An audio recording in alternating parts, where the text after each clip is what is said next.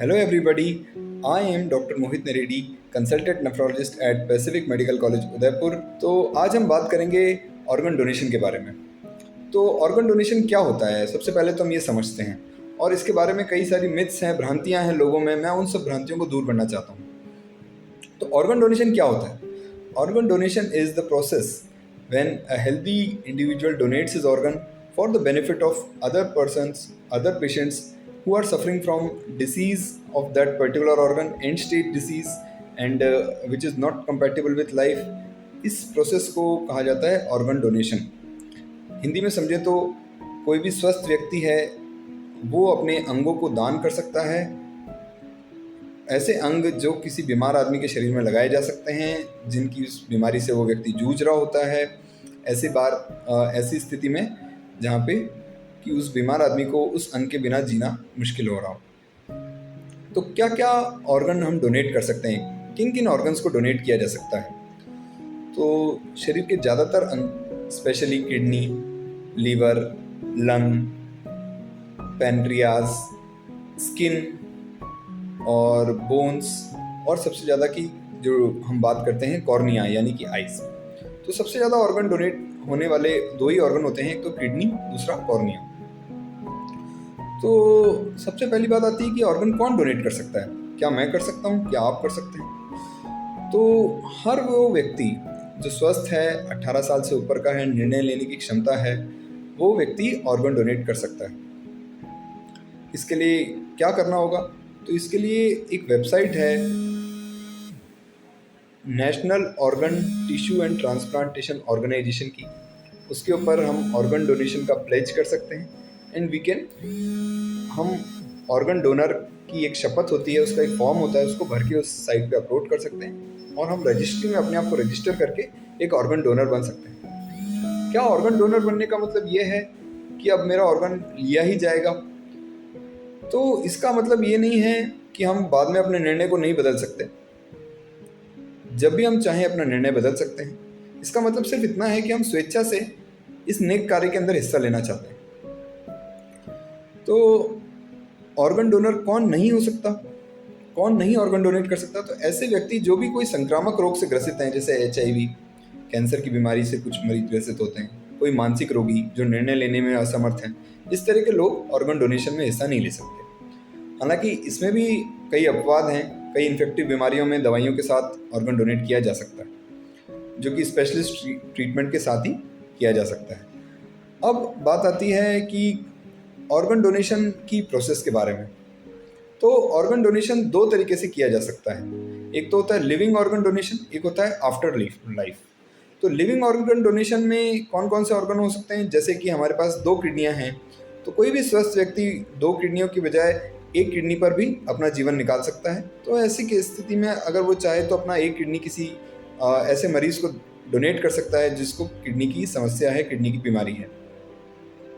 इसके अलावा कुछ लीवर के केसेस में ऐसा होता है कि कुछ लीवर का हिस्सा निकाल कर थोड़ा हिस्सा मरीज के शरीर में लगा दिया जाता है, और लीवर की जो कि रीजनरेटिव कैपेसिटी यानी कि चोट के बाद ठीक होने की जो क्षमता है वो ज़्यादा अच्छी होती है। तो ऐसी स्थिति में लीवर का कोई हिस्सा हम ट्रांसप्लांट कर सकते हैं और वो मरीज को जीवित रहने में मदद करता है। इसको बोलते हैं लिविंग डोनर। दूसरे तरह का डोनर होता है आफ्टर लाइफ। आफ्टर लाइफ यानी कि जब व्यक्ति के जीवित रहने की गुंजाइश बहुत कम है, जैसे कि ब्रेन डेड डोनर हुए। अब ब्रेन डेड डोनर मतलब जिनका दिमाग ने काम करना बंद कर दिया है, ऐसे लोग किसी भी चोट या किसी बीमारी के कारण दिमाग का हिस्सा क्षतिग्रस्त हो गया है, दिमाग ठीक नहीं हो सकता। ऐसी स्थिति में उनके बाकी ऑर्गन अगर ठीक हैं तो हम उनको ट्रांसप्लांट कर सकते हैं। और तीसरा यानी कि आफ्टर लाइफ, जो कि डेड डोनर हैं, जैसे मृत्यु के बाद, मृत्युपरांत। तो कॉर्निया, आँख का हिस्सा कई देर तक जीवित रहता है मृत्यु के बाद भी, तो हम उसको किसी ज़रूरतमंद मरीज़ के शरीर में ट्रांसप्लांट कर सकते हैं। अब जो ऑर्गन डोनेशन है, इसके बारे में मैं आपको थोड़ा और बताना चाहूँगा कि हिस्ट्री।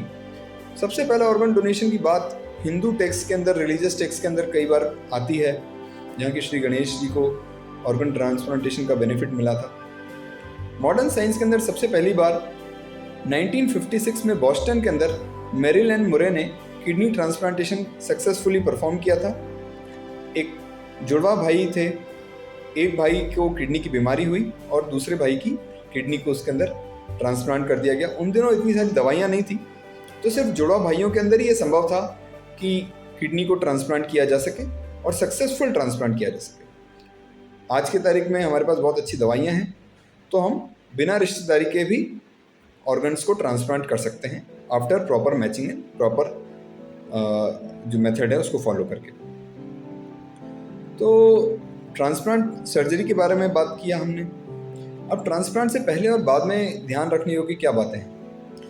तो सबसे पहले तो ये कि जो ट्रांसप्लांटेशन एक्ट है, इंडियन ऑर्गन ट्रांसप्लांटेशन एक्ट 1994 में ये बनाया गया था। ये बहुत स्ट्रिक्ट एक्ट है और इसके अंतर्गत किसी भी व्यक्ति का पैसे के लेन देन के साथ जो ट्रांसप्लांटेशन किया जाता है ऑर्गन्स का, वो कानूनी तरीके से बैन है। ये बहुत सीरियस क्राइम है और ऐसे नहीं किया जा सकता इंडिया के अंदर कि हम किसी भी ऑर्गन की खरीद फरोख्त के अंदर इन्वॉल्व हो जाए। ऑर्गन सिर्फ ज़रूरतमंद रिश्तेदारी के अंदर दिया जा सकता है या फिर प्रॉपर लीगल मेथड फॉलो करके ब्रेन डेड ऑर्गन को डोनेट किया जा सकता है। तो ये तो हो गई ऑर्गन डोनेशन की बात। फिर आता है होल बॉडी डोनेशन।